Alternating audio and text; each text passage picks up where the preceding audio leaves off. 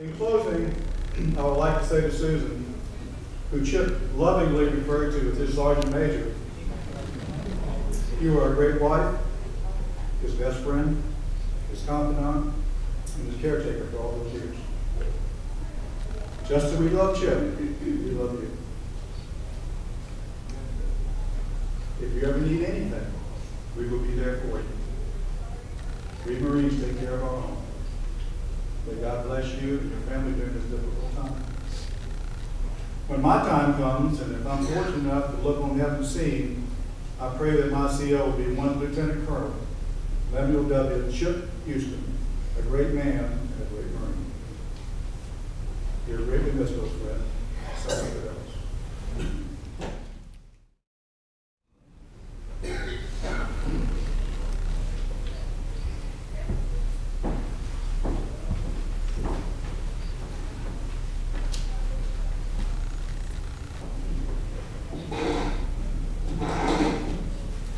Good afternoon.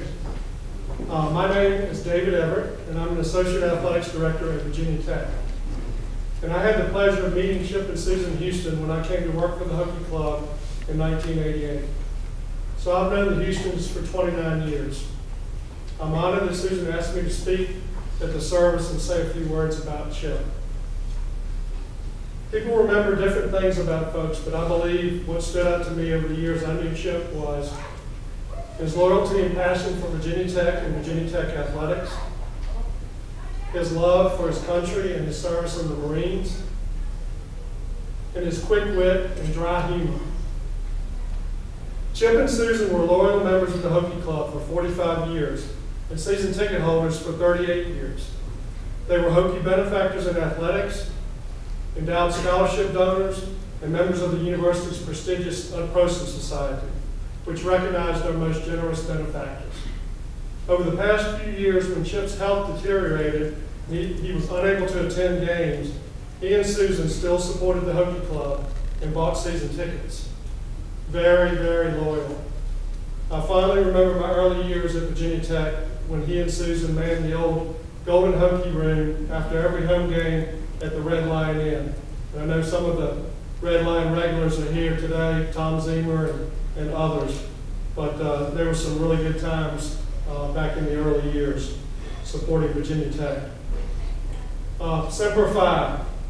I will leave this to others, and I know it's already been addressed. However, Chip was very proud to have served his country in the Marine Corps.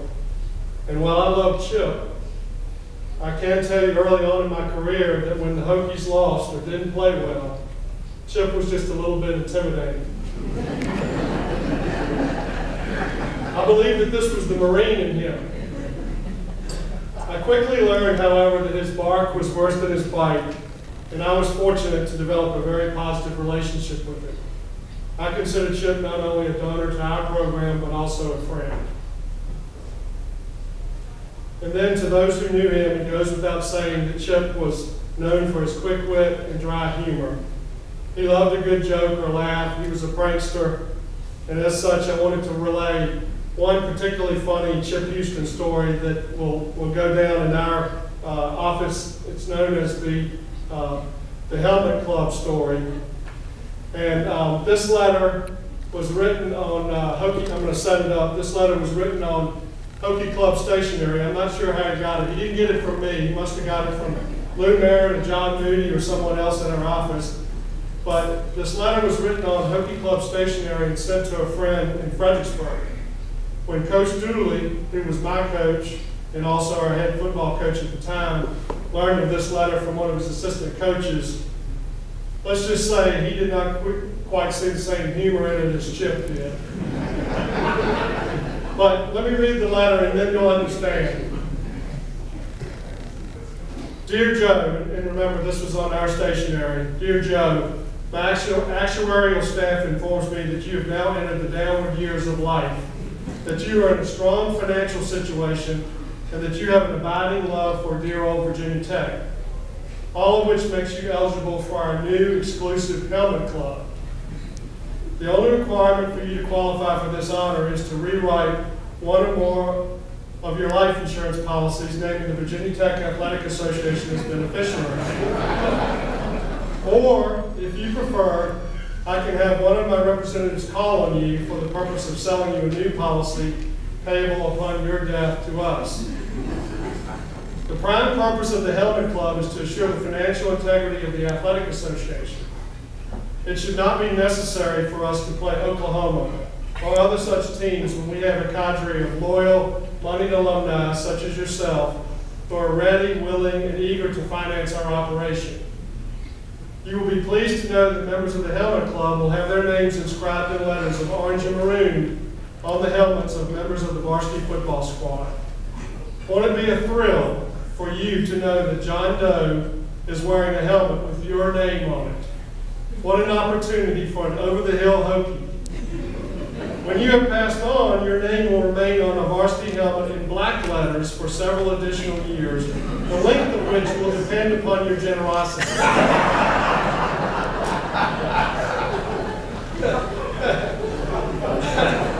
Another feature of the Helmet Club is that those who bequeath amounts in excess of $25,000 will be permanently immortalized in our home team dressing room. Their names will be recorded in bronze on the various dressing room fixtures: showers, commodes, wash basins, and urinals. I'm sure you realize that your success in life is due in no small part to the academic and cultural experiences gained at Virginia Tech. Inasmuch as you never shared your wealth by becoming a Golden Hokie, this will give you an opportunity to repay a long overdue debt to your alma mater. Since you are of an age that one never knows when the roll will be called up yonder, I do hope that you will respond favorably and promptly. Please don't delay. We are counting on you. And it's signed, fortunately, Bill Dooley,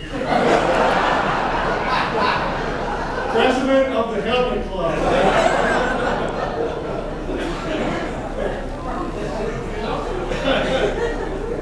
So I think everybody that knows Chip knows that he was a fun guy. He liked to laugh. Great person, great Hokie. I will miss Chip greatly, as all of his friends in Blacksburg will. God bless Chip, Semper Fi, go Hokies, and rest in peace.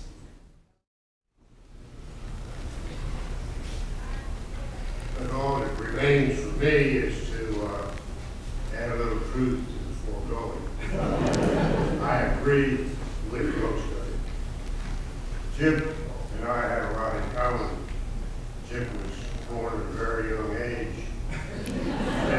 January 38, I followed in March of 38. I was cleaning out some information recently. Let's see if I can do this correctly. It worked well in practice. No, it's not working yet. I was cleaning out my cell phone and discovered a message in here from some time back that I'm going to call up here shortly. Chip was always interesting. You never knew when you got a call from Chip exactly what he had to say. Now, I don't possess the skills that Chip had for extemporaneous speaking. He could stand at a moment's notice and speak on any topic. The truth was usually somewhere in the message. I don't have that skill, so I've got my cricket. So I'll be referring to that. It's not printed out as nicely as some of our guys have. But here we go. This is what I discovered.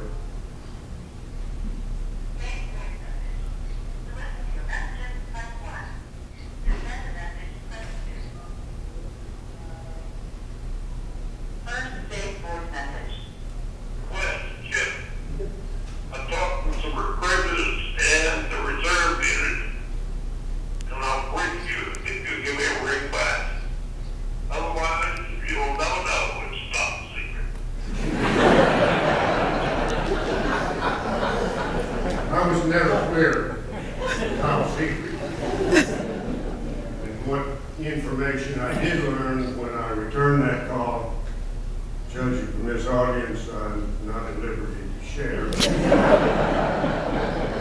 Most of Chip's messages I wouldn't share. They were always interesting. You never knew. Messages like Susan up on the roof shooting squirrels. The flood from some very heavy rains inundated the backyard, causing several jars full of money to float to the surface. My offer to come over and help not only rebury them, but map the whole site, Chip is running. But it was always interesting. Only once did I feel that I was able to turn the tables on Chip. He would call with serious issues, the fire damage to the meeting sites that we had, which sent me into panic, of course, at this point. He called me one time to tell me that he had sent me a newspaper clipping. His idea of a newspaper clipping was something from Fredericksburg about Yale, cut in 3 or 4 pieces with no indication of how they were supposed to go together, front or back. But that he told me he had highlighted the vital parts of the yellow highlighter. I said, well, Chip, why did you do that? So you'd find out what I want you to know, the important part. He said, Chip, the yellow highlighter. I said, don't you know I'm colorblind? That's why I always drive a gray automobile, so I can find it in the parking lot. I've got a flame red SUV out there. For a while, Chip was, believe it or not, speechless, stammering, stuttering, and until I finally confessed that I had already received it, and the yellow highlight wasn't necessary because I seldom read what he sent me anyway. My history with the Marine Corps began 58 to 68 in the Marine Reserves. As Chip, I joined the military, ended up in the reserves. In fact, all of my time was reserve. Not nearly as distinguished as Chip's career in the reserves.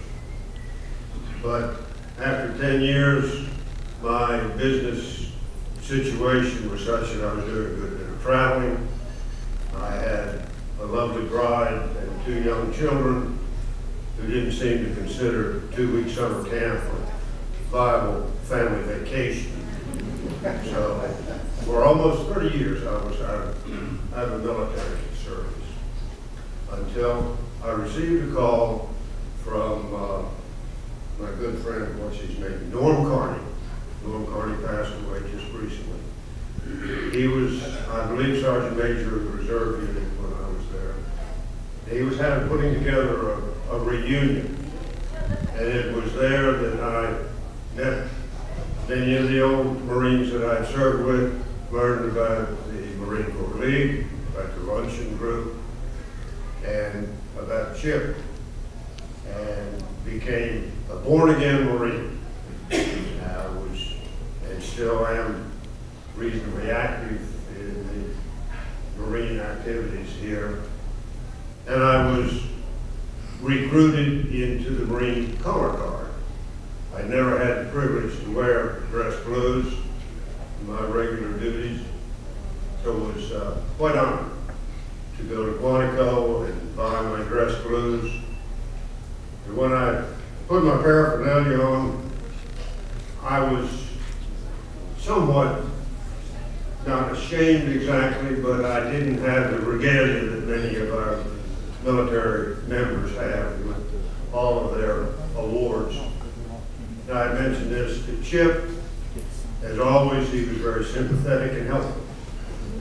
He explained to me the recent expansion that Secretary of the Navy Ash Carter had applied to the Stolen Valor rulings, in that anyone would be eligible to wear military ribbons and awards, regardless of their particular qualifications, as long as they were worn in honor of someone who had served. Therefore, Chip was willing to loan me one of his 3 Navy crosses.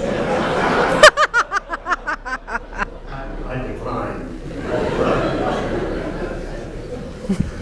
But he was always helpful, always creative in his suggestions. I'm a little disappointed that our previous speakers left out the significant topic concerning Susan and Chip, particularly Chip, I believe, his library. He had quite a collection of not just autograph books, but books bearing personal dedications, signed by the authors, thanking them for an outstanding, memorable evening, dinner in their lovely home. What a rare occurrence, and how we hope we could repeat this. Rudyard Kipling signed it. Also note, regret unable to attend the Christmas party this year, but know it'll be a tremendous success. William Shakespeare. And to my knowledge, Chip's catalog included the only known signed volume of the Gutenberg Bible. That is a rumor, but it was never denied. So I can only assume that somewhere in secure keeping is a copy, Chip's copy of the Gutenberg Bible. I met Chip at the Goochland County Veterans Day ceremony several years back. Chip was the guest of honor, the guest speaker. And afterwards, I went up to introduce myself to him. I had recently moved into Goochland. And introduced myself to him. I said, "Great talk, sir. I really appreciate it." I said, "My name's Bill Parrish." He said, "Hey, good to meet you. How you doing?" That bare grass handshake. I said, "Fine, sir." And I walked away saying to myself, I think I've known that guy from someplace. It was just that kind of an embracement that he had, that he shared. When I first spoke at the Houston Den, the Holiday Sitter Luncheon, and when I was asked to speak there, I met Chip again. And I listened to his introductory remarks, and I became a member of that group, and attending the meetings over the years. Chip and I would sometimes share stories, and suddenly we realized we had a lot in common. Even though Chip was 10 years my senior, he lived all over the country while he was in the trucking industry, but we began to share stories, and we were over at this little breakfast group that Bruce had mentioned one time, and I mentioned Fredericksburg, that we lived in Fredericksburg. Chip said, "I grew up in Fredericksburg." He said, "I know everybody in Fredericksburg." And he started telling me all the stories of Fredericksburg. And I said, "Well, my wife Becky and I, we attended church at Ferry Farm Baptist Church." And little did we find out now that Chip's son and daughter were married at Ferry Farm Baptist Church, so it's a small world. And I said, "Yeah," I said, "Bill and Ceci Howell were good friends." "Oh, I know Bill Howell, you know, Speaker of the House." And Bill, of course, is retiring this year, but he went on about Bill. So I called Bill on Chip's passing and let him know that Chip had passed away. And Bill shared some stories with me, and he told me that he worked with Chip's dad in the bank in Fredericksburg. And he said one morning they were having coffee, and it was on the anniversary of Iwo Jima. And Chip's dad said, "You know where I was on this day at this time exactly 40 years ago?" And he shared those stories. But Bill finished up by saying, "You know," he said, "Chip was one character." And I guess that's probably, if somebody said a single word, that would certainly be one of those. There's another time that we spoke about our kids. And I said that my son was a Marine, he was an Amtrak. "No kidding, my son was a Marine and an Amtracker." And we started sharing stories there a little bit. And then one morning at breakfast, I showed up with my Ole Miss ball cap on. And he said, "What are you doing with an Ole Miss cap on?" I said, "Well," I said, "I always wanted to transfer to Ole Miss my freshman year, but I never got around to it. So it's been on my bucket list to go to Ole Miss football game and go to the Grove."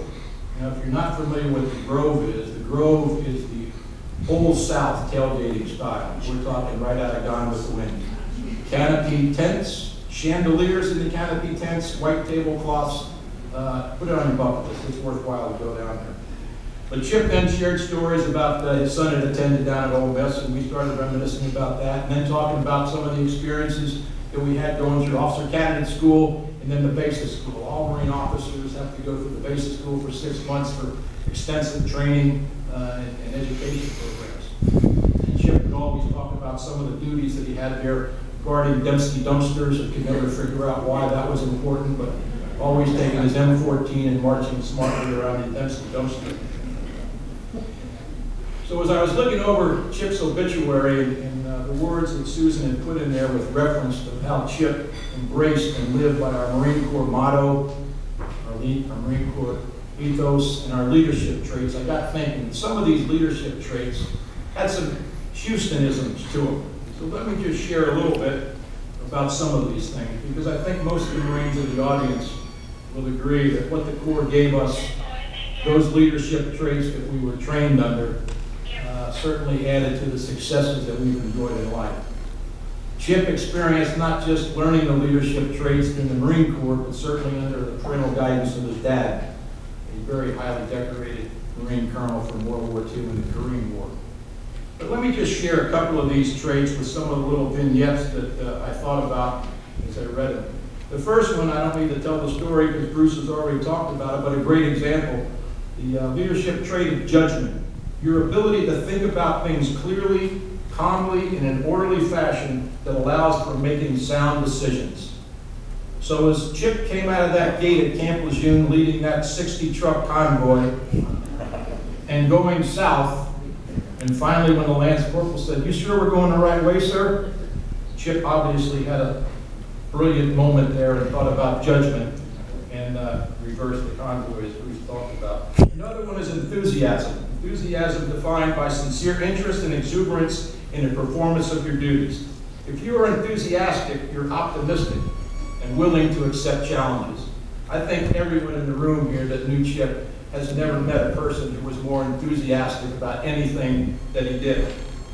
His approach to life, the manner in which he could tell stories. And although I never worked for him, I would imagine he had inspired more of his subordinates through his enthusiasm and energy than anybody could relate to. Having witnessed his enthusiasm and his attention that he received at the luncheons, the Houston Holiday Center luncheons, where most everybody just couldn't wait for the meeting to start to hear Chip start telling some of these stories. I'll be honest, it was pretty intimidating when Chip asked me to assume his position as the MC. I'm convinced that most people attend the Houston Holiday Center luncheon back then to hear Chip.